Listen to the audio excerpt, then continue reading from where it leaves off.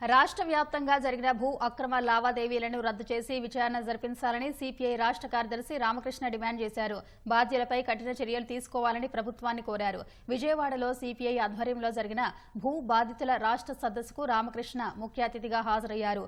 భూ అక్రమాలకు పాల్పడిన వారు ఎంతటి వారైనా ఉపేక్షించవద్దని ప్రభుత్వాన్ని రామకృష్ణ కోరారు. పేదల స్వాధీనంలోని సాగు భూములకు పట్టాలు ఇవ్వాలని విజ్ఞప్తి చేశారు.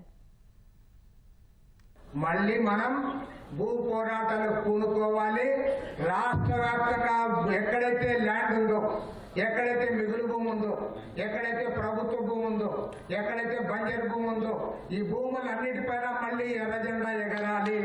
పోరాటంలో మనం ముందుకు పోదాం. ప్రభుత్వాన్ని రిక్వెస్ట్ చేద్దాం. ప్రభుత్వం తను ఇచ్చిన వాగ్దానాన్ని అమలు చేయాలి. పేదవాళ్ళందరికీ కూడా ఇళ్ల స్థలాలు ఇవ్వాలి, ఇల్లు నిర్మించి ఇవ్వాలి, భూములన్నీ కూడా పంచి పెట్టాలి.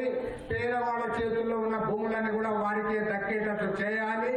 రాష్ట్ర వ్యాప్తంగా వివిధ జిల్లాల్లో ఏవైతే అక్రమ లావాదేవీలు జరిగాయో వాటన్నిటిపైన చర్య తీసుకోవాలని డిమాండ్ చేస్తూ